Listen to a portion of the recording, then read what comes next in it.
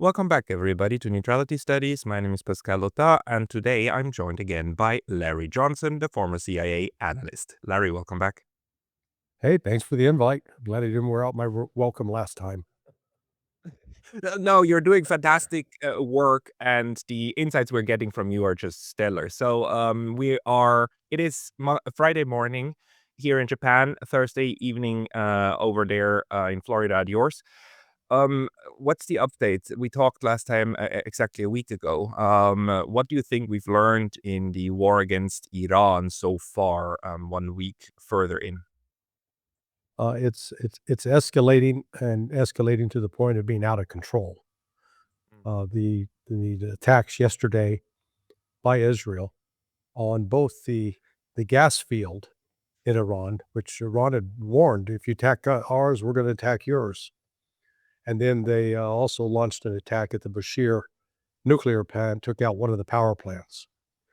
So I fully anticipate Iran's now going to retaliate, going after Dimona in Israel. So this is escalating. And the reason it's escalating is because Israel's growing more and more desperate.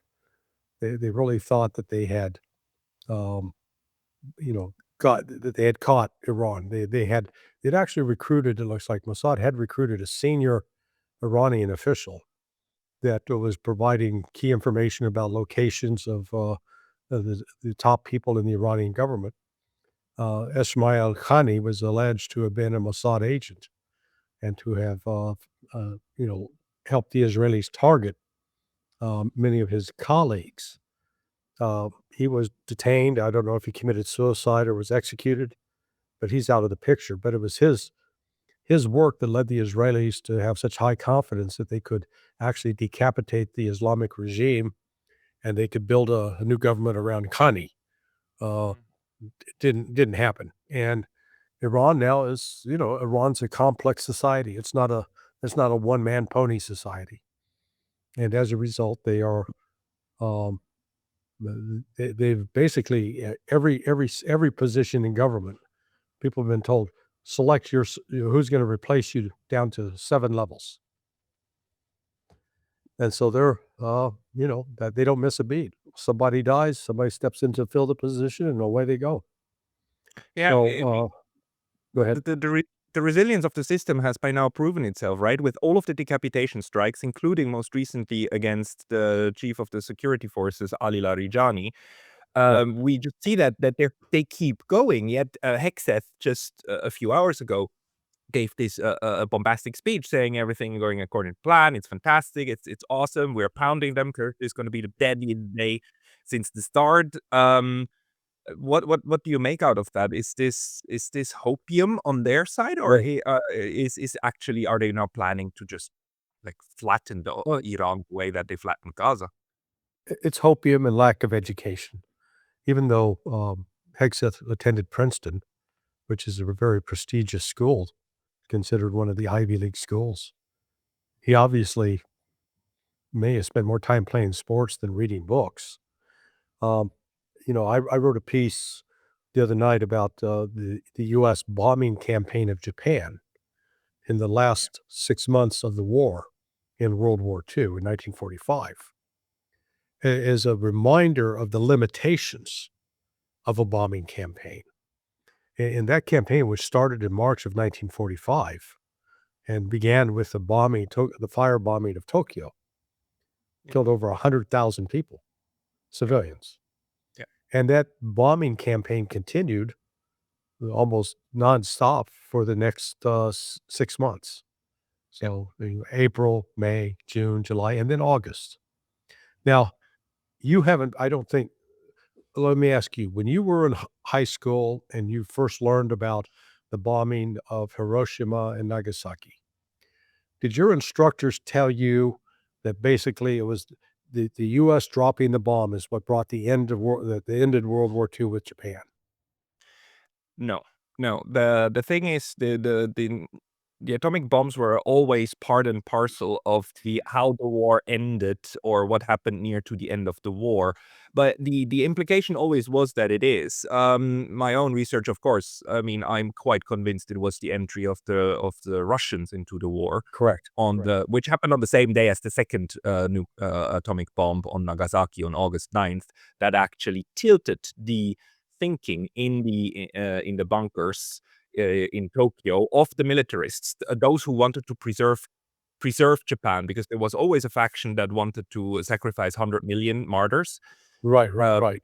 Japan only had 60 million people at the time, but they just added 40 millions from Korea and said, like, we're all gonna die. But that then was what changed the calculations in the bunker and led to the most successful surrender, I would argue, of the 20th century.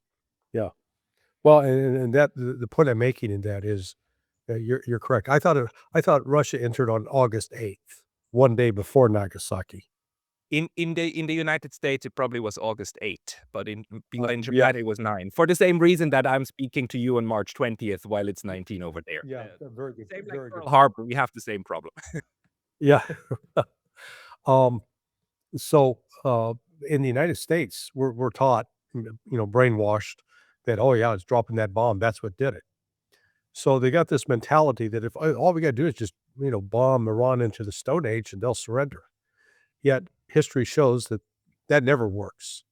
And even in the case with the use of atomic weapons, it was the entry of the Soviet Red Army that tipped it. And as you correctly noted, um, what we got going on here is Hexas still believes this myth that just by dropping enough bombs on Iran, they're going to surrender. And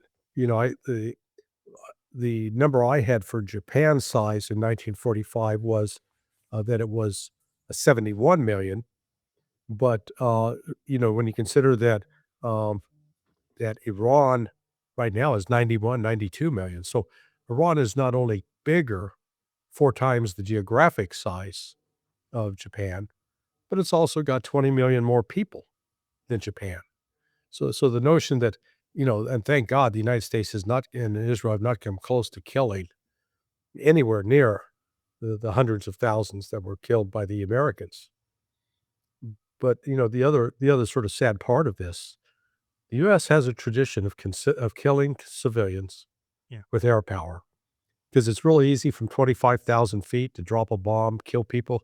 You don't have to see the blood. You don't have to see the mangled limbs. You don't have to smell the burnt flesh. So it's easy to do. It's very, so it's like a video game. Yeah. Yeah, so, I mean, in a sense, this is then what will make the war even more horrible on the side of Iran, but all historical evidence points toward this actually not changing the course of the government. I mean, you would need a Right. strategic change, right? That would make it strategically impossible for Iran to win. But strategically, right now, they do have the upper hand because the United States also is getting hammered quite badly, aren't they? Yeah. Well, yes, it is. If nothing else, it's the reputation damage, because the mythology of the United States as this invincible foe is being exploited. Here's Iran, who's gone toe to toe, not with just the United States, but with Israel, and we're now entering the 3rd week, right? And Or, what actually, the 4th week. the fourth We're week? into the Yeah, 3rd week now. yeah, we're That's a we're month. we're done with the third week, but or we're about to in a day from now. But what do you make out of that tweet yesterday? I mean, on Truth Social by Donald Trump, where he actually said they're not going to allow Israel anymore to bomb Iran's oil fields because they did so yesterday, and then Iran very expectedly hit back at the oil fields in Qatar. Qatar already confirmed we have about $5 billion in damage, and this is going to take anywhere between 2 to 5 years to rebuild. So more than the damage in money, it's the damage in time that this is going to restrict oil flows. And Trump apparently said, like, no, no, no, this was not what was intended to happen, and for the first time, kind of gave a de-escalation signal. And Israel actually confirmed that last night, saying they're holding off with strikes on the oil fields. Well, the fact of the matter is, um, from people I know, that the United States was fully briefed They knew all about what Israel was gonna do and didn't stop them. So, Trump can play dumb and pretend I didn't know and, use it as a, bargaining ploy, but the fact of the matter is, United States did it. Yeah, I mean, it's again one of these moments like the drones, Ukrainian drones flying to the home of Vladimir Putin, and then Donald Trump going, "What? No, no, that cannot be." I'm quite shocked. It's plausible deniability, right? But Right, but right. it doesn't change the fact that Iran strikes back and then just takes out the oil infrastructure, and this apparently really scares the U.S., doesn't it? Well, yeah, and this notion, again, that Trump has pushed, that, Iran is completely defeated. 100% defeated. Just we've wiped out their Air Force. Well, they never had much of an Air Force to start with. That wasn't key to their defensive strategy. We've wiped out their Navy. Yeah, again, Iran's Navy was not, they were not a blue water Navy. They were not seeking to, real naval forces are designed to project force around the globe, or at least used to be. And now we're running into that model is no longer relevant in the modern world because it used to be an aircraft carrier strike group that gets near to your coast. Oh my God, what are you going to do? Well, 20 years ago, you go, oh my God, let's give the United States what they want. We don't want to risk getting attacked. Now it is the United States is staying off saying, are we out of range of their cruise missiles and their ballistic missiles, etc. So, I mean, it's been a real, and their drones. Hey, very brief intermission because I was recently banned from YouTube, and although I'm back, this can happen anytime again. So please consider subscribing not only here, but to my mailing list on Substack. That's pascalotta.substack.com. The link's going to be in the description below, and now back to the video. There was this news 5-6 days ago, or maybe already a week, that there was a fire on the Gerald Ford, the carrier, and that it originated in a laundry room. Do you believe that, or do you think that the Iranians managed to strike it? I think the Iranians managed to strike it. Andrei Martyanov, I don't know if you know who he is. So Sure. Andrei at his channel put up a video the other day, and he was discussing, I forget the particular ship, but it was another U.S. ship that in a previous engagement, it may have been in Vietnam, may have been in Korea, but it got hit with a missile. Mhm. It burned for 19 hours until they got it out. So he's going 30 hours over a laundry fire. You're telling me you got lint that caught on fire and it takes you 30 hours to put that out? No, I think something else happened. I'm not sure what, but it just the time required to put out that fire is almost twice as long as it took to put out a fire on a ship that was damaged in combat. So, of course, the position of the U.S. forces in the on the sea are is quite well guarded, secret, or it's not that easy to figure out. But do we know where these battle groups currently are, and what they're doing with them at the moment? Because it seems to me all of the air campaign, is it actually launched from these ships, or are the air No, campaigns no, I mean, to the ground? that's the problem with them. So, um, the ships have to stay right now, it looks like they're staying about 500 miles offshore. Right. The combat radius of an F-35, so they got the squadrons on board, is, 600 miles.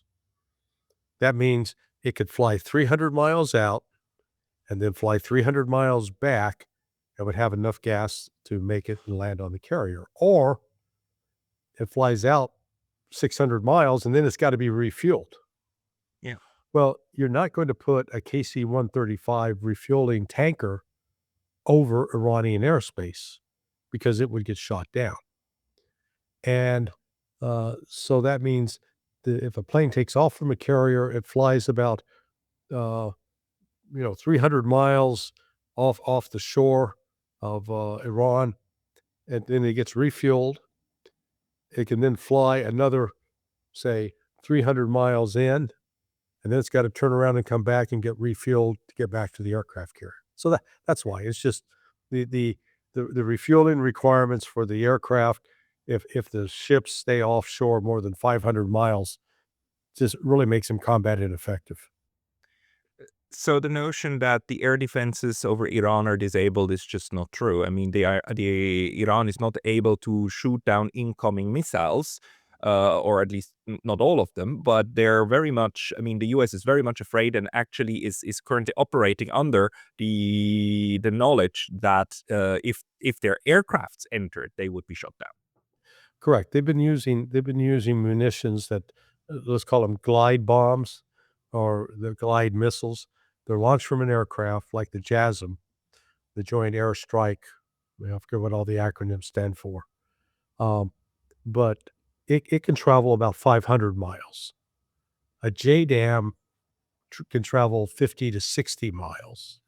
So it has a different, it's got a far more limited range. Uh, then you got Tomahawk cruise missiles, but we're running out of those. Those were limited in production to start with. So this is the problem. The United States is trying to fight a modern industrial war without having the industrial base to do it.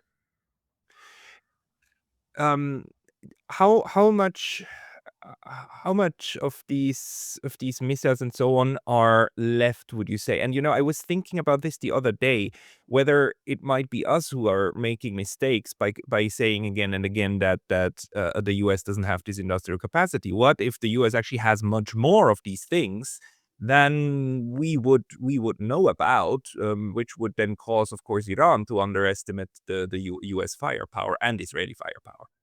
Well, it's pretty difficult to hide that when it's in a budget, an open Department of Right, Defense budget. right. They do have classified portions of the budget, but then you've got the manufacturers, Lockheed Martin, for example, Raytheon. They're publicly traded companies, so they report on the results, what they're producing, how much they're producing. So that's where we're getting these numbers.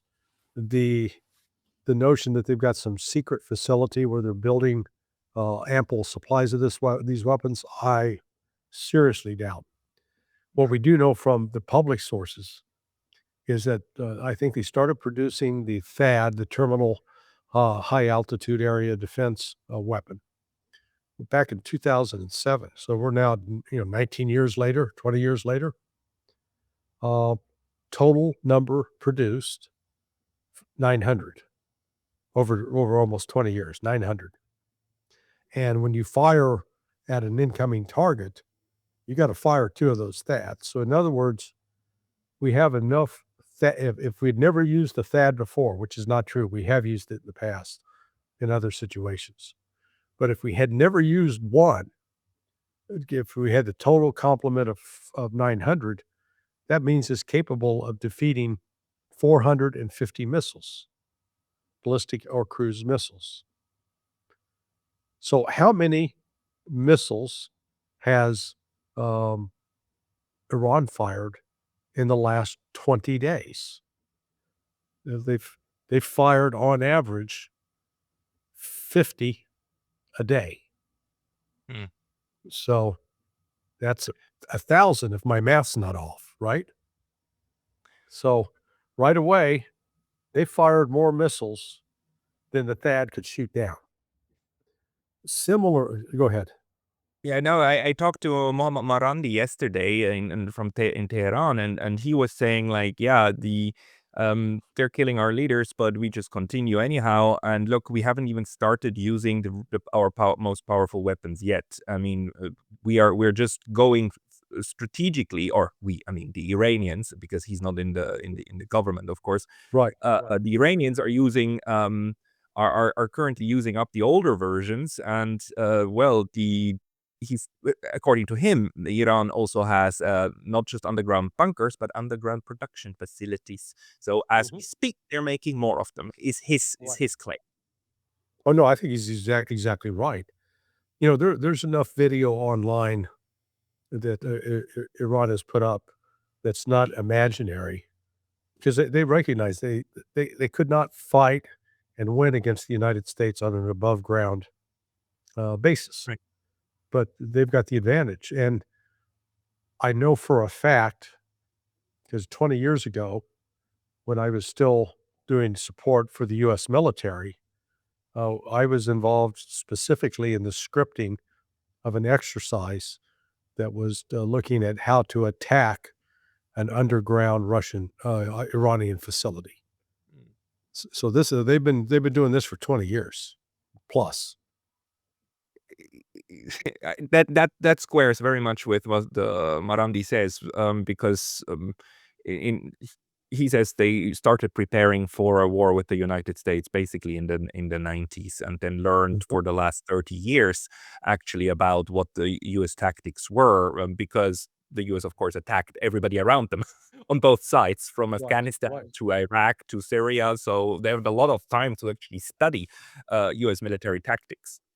Um, so what is your what do you think is the most e expected scenario now that this war seems to be escalating? So, more attacks on civilians on the one side, but on the other, I mean, Iran, is probably just going to continue, degrading the US, infrastructure in the region, right? Well, that and Israeli infrastructure as well. It is much easier for Iran to bleed out Israel than it is for Israel to bleed out Iran. Because in Israel, you focus on just 2 cities, Tel Aviv, Haifa. That's 55, almost 60% of the population right there. Then take out the infrastructure, take out the airport, Ben Gurion. Again, they got 1 airport, the one, civilian airport anyway, and, take out the 2 ports. You know, the imported goods that flow into Israel come through either Haifa or Tel Aviv. Take them out, blow them up. And, by contrast, you know, so you're gonna take out the airport in Tehran? Alright, they've got at least 10 other major airports throughout the country, okay? So they got, 10 to 20 times the number of airports that, Israel does. Their population, while Tehran has the majority, 12 million people, roughly, um, 13% of the population of Iran is right there in Tehran. They're still spread out. It's not just one city. You take out one city, you don't take out Iran. You take out 2 cities in Israel, you basically take out Israel. So, as Israel loses its air defense, its, missiles, and they're as depleted as the United States, then Iran just continues to hit them at critical nodes. It's not gonna necessarily force Iran to surrender, but, it's going to compel the Iranians to at least seek some sort of peace agreement because they can't sustain that kind of damage over time. The Israelis, you mean? Yeah. Yes. Yeah. The what do you make out of the argument put forward by Brian Berletic that look, it's not Israel that is wielding the power of the United States, not at all. It is Israel that is just serving as the attack dog of the US, and as a convenient excuse to do all of this. And it overall the strategy, according to several at least one strategy paper by the one of the think tanks, is to just cut off actually China from oil flows, and to really primarily hurt China, but do so by attacking Iran, and that this is kind of part of the whole onslaught strategy to push everybody, including of course Russia, into a corner from which they then can be picked off, all three of them, bit by bit. Now I think, I know that's the analysis in the West, and I think the West grossly exaggerates China's dependence on foreign oil Mm. because China has moved aggressively into the era of electric power, electric cars that are driving on electricity, not on petroleum. And China has matched that with unparalleled electric production throughout the country, both nuclear as well as coal, as well as wind power and solar energy, etc. And I mean, Russia is light years ahead of the West combined in terms of electricity production. So they don't need gas, they don't need liquid natural gas, they don't need petroleum to keep running their economy at a high rate. Not to the Um, same level as Western countries do. They still need, right, of course. I mean, there's this huge industries that do need it, but not to the same. I mean, proportionally, not correct. to the same grade is what you're saying. Yeah. Right, it was different 20 years ago, okay? Yeah. Yeah, if this was taking place 20 years ago, yes, China would be in very serious difficulty. Um, but they're not, and, again, they got Russia. They don't need the Yeah. Persian Gulf, they got Russia right next door. You know, and they're still building pipelines and, uh, it's a good symbiotic relationship between the 2 because the other sort of unexpected benefit of the closure of the Persian Gulf has been, oh my goodness, it's injecting an enormous amount of cash into the Russian economy Right. because the cutoff of oil, Russia can, now replace it. Same with liquid natural gas, and same with the fertilizer. So it's all going to be at a higher price, though. So Russia, the sanctions are going away. The world, and now even Scott Bessent, the Treasury Secretary, admits the world needs Russia. I mean, this it seems like such a huge strategic blunder that it's just difficult to wrap my mind around it. But do you think that we now have to kind of expect that the Middle Eastern or well, West Asian oil supply and gas supply, the energy supply from that entire region is basically taken off the grid, the global grid? Or do you think that it's that we're still at a stage where the US would want it to come back and Iran and the others too? I think it's off the grid for another at least 3 months. Right. So, and that's going to again as the impact of this starts working its way through the system, you still have Western investors that are got their eyes closed and holding their fingers in their ears. They don't want to believe it. They believe, oh yeah, any minute now, any minute, it's power's coming back any minute now, and it's not. This is uh, Iran has they have full control over in a way they have control over the global economy now. Then they can make the case we're not the only ones who are going to be suffer sanctions. The rest of you are going to suffer with us until such time as the sanctions against us are lifted. Right. So it seems to me that for the first time in a long time, a country actually in that region has the ability to seriously punish also Western economies for what they're doing. I mean, that Iran is trying to do away with this notion of impunity, right? Whatever we do to others, no, they cannot do back to us. So they're kind of forcing um, a, a, a, a plain a level playing field. Yeah. Do you think that will be a strategy for them to then move to negotiations at some point to wind this down in a way that not everybody in the region is completely obliterated because mutually assured destruction cannot be the goal, right? Right.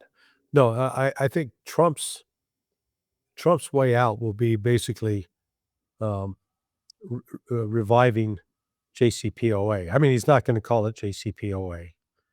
but the substance of it will be the same, which is the economic sanctions against Iran will be lifted, but there will be a new clause: U.S. military presence in the region, no more. And in exchange for that, they'll allow the full inspection of their nuclear sites. So I can see Trump spinning this as, oh man, we have just achieved the greatest victory. Iran's surrendering, but they're surrendering because you know what? They're going to allow us to have full inspection, so we can guarantee they'll never have a nuclear bomb. And therefore, we don't need to keep our troops in the Middle East. We can bring those home. We're going to save us some money. So Yeah. we're going to withdraw our troops because we've won. We've won 100% victory. We don't need them anymore. Um, and then uh, they lift. We're going to lift the sanctions on Iran because Iran has agreed to not have a nuclear weapon. We got it guaranteed. Thank God, America, we won. Yeah, I could see that, but that's not the reality of the story is Iran won. Yeah. No, the the most realistic way to wind down a war is if both sides can tell themselves that they provided the other one an off-ramp.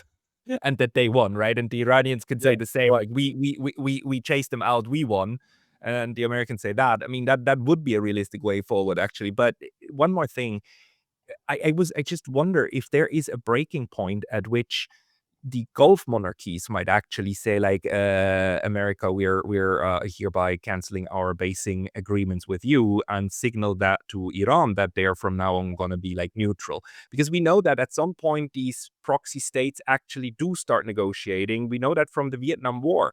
Diem, the president of South Vietnam, was actually killed over his secret negotiations with the North, with the Right. tacit okay of JFK, of course. So, but we know that they were trying to somehow get something going. Do you think that the Gulf states, the proxies, might at some point try to do that? I think the biggest one to be concerned about is Saudi Arabia. Right. United Arab Emirates, they're done. They're toast. They're not gonna be relevant anymore. Right now, 83% of their economy is stalled. I mean, the trade oil accounts for 25%, and then their services industry accounts for 50 up to 58%. Yeah. So, there's just, there's no way that they can sustain that. Um, it is, and let me give you the rundown of the services industry. So they get about 15 to 16% of their GDP from wholesale and retail trade. Well, that's at a stop right now. So that's not happening. That's the No, UAE now. yeah, UAE. The financial and insurance services, they've that's grown in like 9% in recent years. Well, that's banking, fintech, insurance, wealth management. Again, they're at a standstill. They're not acquiring new clients, and the wealthiest are getting the hell out of there. Real estate activities, buying and selling of commercial property and condos, etc. Again, that's in reverse. The people aren't they're not lining up to buy property in Dubai. Good God. That's like trying to buy beachfront property on a island filled with leprosy. Um, then tourism and hospitality. Hello, tourists are not flocking to get into Dubai or Abu Dhabi. They're flocking to get out. Yep. Uh, and then, transport, storage, and logistics. You've got one of the largest free trade zones at Jebel Ali. Well, they're not doing any business because to have a free trade zone means ships are sailing in, offloading stuff, and then they're selling out with stuff, sailing away with stuff that was loaded on board. That's not happening. So, what do you do with a nation that's 83% dependent upon oil and services and can't do any of it? It's going to collapse. That's that's not that's not a guess. That's just a basic numbers problem. I mean, that's why how they, for them, the Gulf states, they have to wind this down as soon as possible for exactly that reason. Right. And wars are like Corona. At some point they end. The different and things can rebound. The difference is that during Corona we didn't have damage to the physical infrastructure. Here you Mhm. have damage to the physical infrastructure, and but anything Big could time. be rebuilt. But they would need to end this as soon as possible, or like even if the overall structural conflict doesn't end, they would need to figure out a way to take themselves out of the equation, out of the line of attack. So that's why I wonder whether at some point they will try to negotiate that part with the Iranians to say, like, look, we will from now on not host the US anymore, just stop shooting at us. Is Yeah, no, I think that's possible. Though right now, those Saudis making the exact opposite Yeah. noise. They're talking about, okay, we're gonna go to war with you. Okay, well, Saudis, what are you gonna do? You don't you don't have the youth of Saudi Arabia lining up to enlist in the Saudi army or the Saudi Air Force. You know, it's a mercenary place. They rely upon foreigners to do all the dirty work and heavy lifting for them. So, do you have any sources telling you something about the Russian approach to this or the Chinese approach? I've talked to a Chinese scholar on Monday, but I wonder if you hear anything about the cooperation going on between Iran and the other two. Um, I I I have not heard anything specific other than just watching that Russia and China appear to have been closely coordinating and talking, because they've got a problem in BRICS with India, Right. and China and Russia are gonna have to figure out whether to tell India to take a hike, go away, go hang out with your Western buddies or not. Um, Saving Iran is critical for BRICS, and I was fascinated listening to Joe Kent's interview, his responses to Tucker Carlson's questions last night, because he got talking about the need for, part of an agreement with Iran would be to require Iran to do all oil transactions in the dollar, not in the renminbi. Mm. And he said that. So, that tells me that that's one of the issues that's been discussed within intelligence circles, that they recognize that BRICS is a threat to the US dollar. And they're trying to save the US dollar and hoping that they get leverage over Iran. But the problem with that is Iran's got all the leverage right now.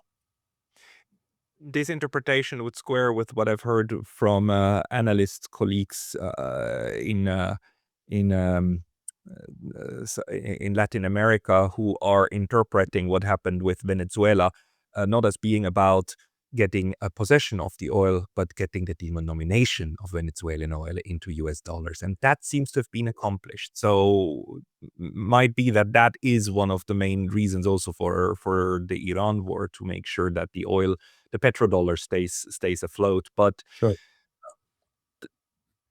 again, doesn't seem to go that way unless we are completely misreading the war. Well, let's Venezuela is a special case because Venezuela was an inside job. Mm. I know this because my former business partner was directly involved in it. I found out. Well, I mean, he's sort of retired, but he was he had 3 informants, 3 guys that, had previously been DEA informants who were right in the middle of, Maduro's security detail. And those 3 guys basically turned off all of the security, all the, military resistance that could have been used against the United States, and it was all done in a bid to get, a $50 million reward. The problem is they got stiffed by Donald Trump. I I got pitched one hypothesis, which the person though said he cannot prove, but that actually even Maduro was part of this, and that him being taken out is part of the deal of the entire thing, and those were like 100 empty caskets actually. Do you think there's anything to that? Possibly. They can't rule that out. And that's Um, why they took him with his wife, because they're now going on retirement somewhere maybe not too far from you. well, yeah, what was so odd was all the pictures, go back and look at all the different pictures that were He's put out. He was like at a Paris fashion show, for God's sake. yeah. He showed up with, like, a different ensemble every 10 minutes. Yeah, Like he was perfectly prepared, shoes on, everything, suit on in order to be kidnapped in the middle of the night when you usually wear pajamas and so on. Mm. yeah, yeah, so, but, Trump in his own mind has created this fantasy that he thought Iran would be the same. And part of what they may have believed that is, uh, it appears that this, IRGC general, the head of the IRGC, General Ismail Khani, spelled Qaani, that General Khani was actually a Mossad asset Yeah. and, had been used to identify meeting locations like where Soleimani was gonna be when Soleimani was assassinated, where Nasrallah was when Nasrallah was assassinated, where the different officials that were assassinated last June, and then the same here on April 28th. that he'd be at those meetings and then "Oh, gotta go, got another appointment," and he'd be out 8 to 10 minutes before a missile would strike. So, maybe Trump was counting on having someone like Khani in place that the United States could deal with, could control, and that it would make it easy for the overthrow the Iranian regime. Well, that didn't happen. Who do you think is mainly in charge of the entire war from the US side? Like Hexet, the Pentagon, obviously, or is there like very heavy CIA involvement in the entire planning of the thing? No, rarely have I seen the CIA able to come in and participate in planning of any kind of military operation. Mm, Uh, because, frankly, the Department of Defense has its own version of the CIA. right, What do they need the CIA for? That's just a competing organization. The DIA is like, we are the military. We can do it all on our own. We don't need the CIA. right. Okay, so this is purely a Pentagon-run affair, and we see now that Hexet is talking about maybe an additional $200 billion that might have to be appropriated. That's in addition to the 1.5 trillion that already is foreseen for the military budget. Um, Yep. this can't be very popular for much longer, or do you think Congress will actually do that under this configuration? And Well, the cynical view is Congress is a group of prostitutes, and they've been asked to perform, so they get they pay the money out. Uh, they get the job well, done. Hmm. yeah. So it is again. It begs the question, though: if we're winning so greatly, why do you need another 200 billion? I mean, you've won, right? Yeah, and So, it begs the question if like throwing more money at the problem, if that's going to solve the problem. I mean, if it doesn't, then you could throw 2 trillion at it. It just won't degrade, right? If you can't produce the right. stuff that you need. So that's, I guess, the real question in the background. Yeah, Um, and that's um, ultimately this is going to be more, I think, of an economic war yeah, uh, than the actual fighting part. The United States is going to run out of targets to hit, and Iran is learning with each single attack what to do, what not to do. Uh, Israel's Israel again is the one that's going to suffer the most from the damage simply by virtue of its size. It's tiny. When you're 9 to 10 million people living basically in three large cities, yeah, um, yeah, it's not tough to imagine that um, you're more vulnerable than a country that's 91 million and spread out all over in territory that's easily 12, 13 times yours. yeah.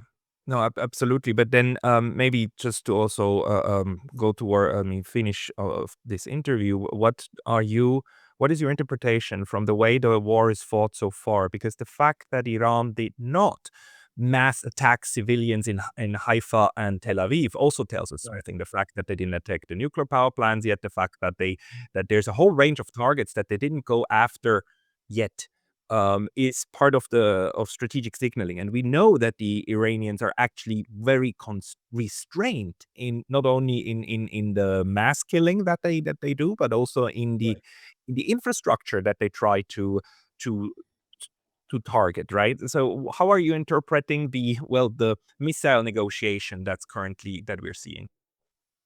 Well, this goes into the fundamental misunderstanding the West has about Iran. And it starts, let's go back to the start of the Iraq Iran War in September of 1980. That war was started with the encouragement of the United States. There was never a formal document showing that, but it was a natural step because the United States was trying to put pressure on Iran to release the U.S. hostages. Mhm. Uh, the Reagan administration doubled down on that policy and then provided the chemical precursors for chemical weapons, which were first used in Iran in August 1983, and used then 19 more times after that until August of 1988, at which time a peace was ultimately negotiated. What's fascinating is during that entire time when Iran is being hit with chemical weapons, Iran never retaliated with chemical weapons. They didn't have Yeah. them, and they didn't try to develop them. Goes to the haram, the sin. They were not going to commit a sin against God, which they saw that as. So, was in there are actually, Iran fights wars with some ethical limitations, Yeah. and some could argue that disadvantages them. But, um, again, I think that they showed themselves for what they were in that instance, not killing civilians deliberately and not using a weapon that, could cause mass casualties without being able to control it. But, you know, that's the thing. I mean, I think the people actually know that in the war planners in Tel Aviv and in the Pentagon. They're aware of this, and they're using that restraint of Iran to their advantage by just saying like, okay, we are much less constrained than they are, so let's hit them hard. But Hexet actually said so. This is not a fair fight. We beat them when they're down. Um, what do you think Iran is trying to do against this to offset that kind of self-imposed limitation, which I'm glad they do, because killing Right. civilians is always a terrible crime against humanity. But what do you think that they're now trying to achieve? Well, I don't think they're gonna back away from that. We just saw that with the Western attack on the desalinization plant in, Right. Iran, and Iran did not retaliate in kind against, the Gulf Arabs, knowing that if they knocked out the desalinization plants in those countries, people would die. They Yeah, can't, very you know, quickly. they don't have enough fresh water. So, I think throughout all of this is, uh, they've tried, very hard Iran's tried very hard to maintain its sort of moral integrity Yeah. and adhere to, Islamic law, Islamic principle. And actually, I think that's gonna be their ultimate strength.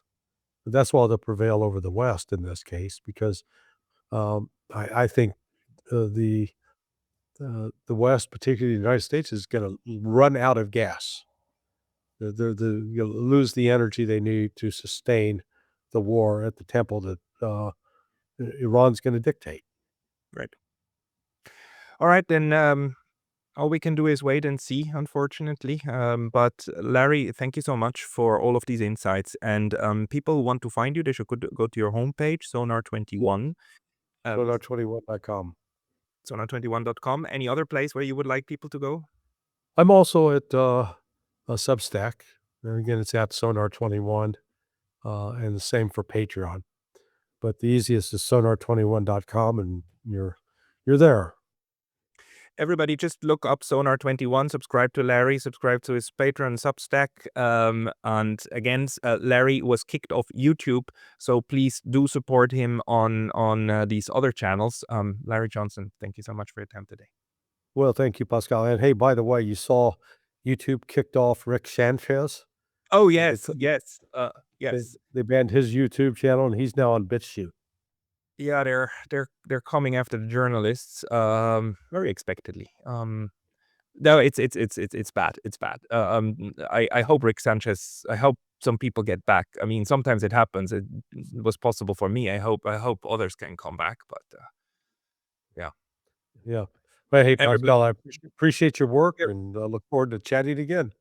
look forward to seeing you again. Thank you, Larry. Bye bye. Well, my friend, have a good day.